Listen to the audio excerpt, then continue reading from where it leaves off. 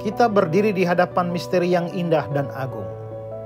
Sebuah rahasia yang menyinari alam semesta dan mengisi hati kita dengan rasa takjub. Bapa, Anak, dan Roh Kudus adalah 3 pribadi ilahi yang mengisi kehidupan kita dengan kasih dan keagungan. Namun, sebagian melihatnya sebagai 3 entitas terpisah, alih-alih memahami keesaan hakikatnya. Mereka tersesat dalam jaringan angan-angan yang menyesatkan, terbelenggu oleh dinding pemisah imajinasi manusiawi. Laksana kilat yang pecah di langit, muncul klaim-klaim tak beralasan, mencoba memisahkan yang sebenarnya tak terpisah. Bapa, Anak, dan Roh Kudus adalah 3 pribadi di dalam satu hakikat Allah yang esa. Di dalam kekuasaannya yang terbatas, kasihnya yang tidak terkatakan, hikmat atau bijaksananya yang menakjubkan, kita menemukan di dalamnya juga kesatuan yang olehnya kita beroleh kasih, penghiburan, damai sejahtera, dan api di dalam hati kita, api kasih yang tak terpadamkan. Nah, William Seth itu mengutip kata-kata Athanasius waktu berhadapan dengan atau menjelaskan tentang hal ini ketika Athanasius menghadapi Arius. Athanasius bilang begini, seandainya Bapa dan Anak bukan 2 pribadi, Anak tidak akan berkata I and the Father are one, tapi am one. Dengan cara yang hampir sama, Agustinus berkata bahwa para pengikut Sabellianisme pasti membaca teks itu demikian, I and my Father is one, dan bukannya are one. Ya, jadi sebenarnya dari situ kita bisa melihat bahwa itu bukan satu pribadi.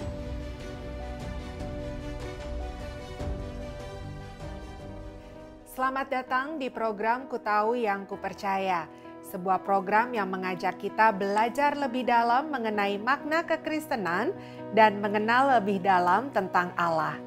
Pada seri kali ini kita akan belajar tentang doktrin Allah. Saudara, program ini dapat kami produksi karena donasi dan kemitraan saudara bagi pelayanan Pijar TV. Kami begitu bersyukur atas donasi yang saudara berikan. Bagi saudara yang ingin terus menyaksikan episode-episode terbaru dari program Ku Tahu Yang Ku Percaya ini, saudara dapat berkontribusi dengan mengirimkan donasi ke nomor rekening yang tertera di layar. Seberapapun donasi saudara akan sangat memberkati pelayanan ini. Kami juga rindu untuk berinteraksi dengan saudara sepanjang program ini disiarkan. Kami rindu menjawab pertanyaan dan mendoakan saudara. Untuk itu, silakan hubungi kami di nomor WhatsApp yang tertera di layar agar kami bisa melayani saudara. Selamat menyaksikan.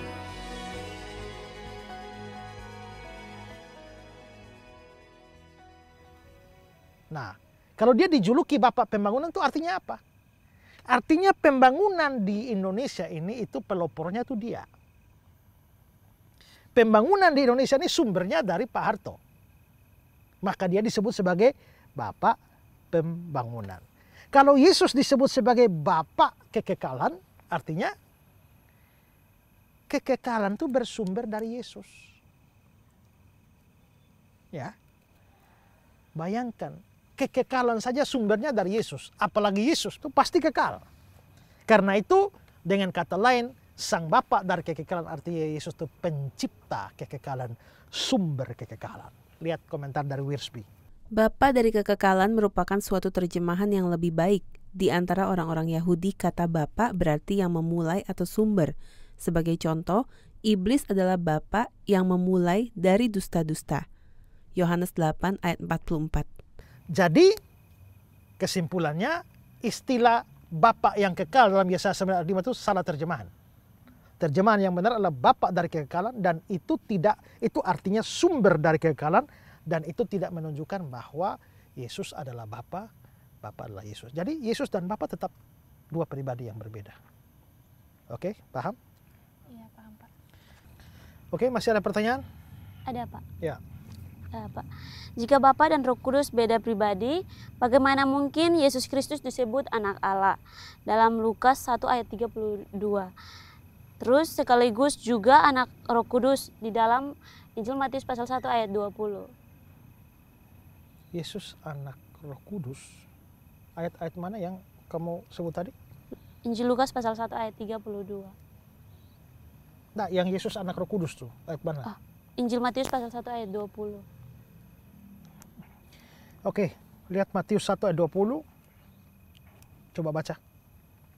Baca Matius 1 ayat 20. Tetapi ketika ia mempertimbangkan maksud itu, malaikat Tuhan menampak kepadanya dalam mimpi dan berkata, Yusuf anak Daud, janganlah engkau takut mengambil Maria sebagai istrimu, sebab anak yang di dalam kandungannya adalah dari Roh Kudus. Nah, di situ dibilang anak yang di dalam kandungannya adalah dari Roh Kudus. Tapi itu, kalimat itu tidak berarti bahwa Yesus itu anaknya Roh Kudus. Ya. Tidak ada satu bagian Alkitab manapun yang mengatakan bahwa Yesus itu anaknya Roh Kudus. Nah, kalau begitu apa artinya anak yang di dalam kandungannya itu dari Roh Kudus? Nah, coba simak kata-kata Pendeta Budia Sali. Maria mengandung dari Roh Kudus bukan berarti bahwa Allah atau Roh Kudus melakukan hubungan seks dengan Maria dan menyebabkannya mengandung melalui hubungan seks itu. Dalam dongeng-dongeng kafir, kita sering membaca tentang dewa yang berhubungan seks dengan manusia sehingga mempunyai anak. Tetapi kekristenan tidak mengajarkan hal seperti itu. Maria mengandung dari Roh Kudus, artinya Roh Kudus melakukan suatu mujizat sehingga perawan Maria itu mengandung tanpa hubungan seks dengan siapapun. Oke. Jadi jelas ya bahwa dikandung dari Roh Kudus itu bukan berarti bahwa Roh Kudus bapaknya Yesus. Yesus anaknya Roh Kudus. Itu maksudnya Roh Kudus bikin mujizat sampai Maria bisa hamil. Nah, setelah mujizat dari Roh Kudus itu pun Yesus tidak disebut sebagai anak Roh Kudus, tapi anak Allah dalam Lukas 1 ayat 35. Jawab malaikat itu kepadanya, Roh Kudus akan turun atasmu dan kuasa Allah yang Maha Tinggi akan menaungi engkau, sebab itu anak yang akan kau lahirkan itu akan disebut kudus, anak Allah. Ya, dikatakan Roh Kudus akan turun ke atasmu, tapi dibilang bahwa dia akan disebut sebagai anak Allah. Jadi tidak benar kalau dikatakan bahwa Yesus adalah anak Roh Kudus. Yesus tetap disebut sebagai anak Allah, tapi bukan anak Roh Kudus. Oke, sebagai tambahan untuk membantah pandangan Sabellianisme, karena Sabellianisme kan menganggap bahwa Bapa, Anak, dan Roh Kudus itu hanya perwujudan, hanya fungsi. Nah, saya mau menambahkan komentar dari Gordon Clark. Ya, perhatikan kata-kata Clark. Salah satu bukti perjanjian baru yang menunjukkan bahwa Allah bukan satu pribadi adalah rumusan baptisan dalam Matius 28 ayat 19. Baptislah mereka dalam nama Bapa dan Putra dan Roh Kudus. Roma 6 ayat 3 dan Galatia 3:27 menggunakan Kristus saja tanpa menyebutkan Bapa atau Roh Kudus. Kedua referensi terakhir tidak sesuai dengan Sabellianisme karena tidak masuk akal untuk membaptis ke dalam satu fungsi dari satu pribadi yang memiliki 3 fungsi. Terkait dengan rumusan Trinitarian, kita bisa bertanya, jika Bapa adalah satu fungsi, Anak dan Roh Kudus juga fungsi, lalu apa fungsi dari ketiga fungsi ini? Menurut interpretasi pengikut Sabellius dalam ayat-ayat itu tidak menyebutkan tentang pribadi ilahi. Jadi rumusan baptisan pengikut Sabellius akan berbunyi kira-kira seperti ini. Aku membaptiskan engkau dalam nama penciptaan, penebusan, dan pengudusan. Jelas ini bukan rumusan Kristen dan rumusan ini juga tidak akan sesuai dengan Sabellianisme. Oke, masih dari Gordon Clark lagi. Perjanjian baru juga memiliki indikasi yang lebih panjang atau biasanya lebih pendek bahwa ada 3 pribadi bukan hanya 3 kegiatan atau kerja. Salah satu yang terpanjang adalah doa keimaman Yesus dalam Yohanes 17. Sebuah fungsi tidak dapat berdoa kepada fungsi yang lain. Di samping itu, dalam banyak tempat di pasal ini, sang anak dibedakan dari sang bapa. Sebagai contoh ayat 5. Oleh sebab itu, ya Bapa, permuliakanlah aku padamu sendiri dengan kemuliaan yang kumiliki di hadiratmu sebelum dunia ada. Perbedaan pribadi tidak mungkin lebih jelas dari yang dikemukakan ayat ini. Atau di bawahnya di ayat 18 berbunyi, "Sama seperti engkau telah mengutus aku ke dalam dunia, demikian pula aku telah mengutus mereka ke dalam dunia." Fungsi tidak dapat mengutus fungsi. Jadi dengan semua tanggapan yang saya berikan ini jelas bahwa Sabellianisme itu adalah ajaran yang salah, bahkan ajaran yang sesat. Ya, ingat baik-baik rumusan dari Allah Tritunggal. Ikut saya ya. Ya, ikut omongan saya ya. Bapa bukan anak. Bapa bukan anak. Anak bukan Roh Kudus. Anak bukan Roh Kudus. Roh Kudus bukan Bapa. Roh Kudus bukan Bapa. Tetapi Bapa adalah Allah. Bapa adalah Allah. Anak adalah Allah. Anak adalah Allah. Roh Kudus adalah Allah. Roh Kudus adalah Allah. Nah, itu rumusan standar tentang doktrin Allah Tritunggal. Hafal ya. Dan pegang sampai mati. Oke? Siapa? Ya, demikian pelajaran kita hari ini. Masih ada lagi pandangan-pandangan yang sesat lainnya. Ya, tapi nanti kita bahas di dalam episode-episode selanjutnya. Oke? Mari kita berdoa. Tuhan, terima kasih untuk kesempatan belajar sekali lagi. Karena kami tahu bahwa di mana kebenaran disampaikan, kesalahan dan kesesatan juga mewabah. Dan di tengah-tengah ajaran yang benar tentang Allah Tritunggal, ada juga ajaran-ajaran yang salah, yang menyesatkan. Terima kasih karena Tuhan menolong kami untuk belajar pada saat ini, dan kami bisa mengetahui mana ajaran yang benar dan mana ajaran yang salah. Tolong kami dan berikan kepekaan pada kami, ketelitian pada kami, supaya kami bisa membedakan semua itu. Kami tetap berdoa untuk semua pemirsa juga yang mengikuti pelajaran ini. Boleh dilengkapi, dibekali dengan pemahaman yang benar tentang doktrin Allah Tritunggal. Pada akhirnya kami kembalikan semua hormat kemuliaan hanya bagi Allah Tritunggal, Bapa, Anak, Roh Kudus yang Esa. Amin.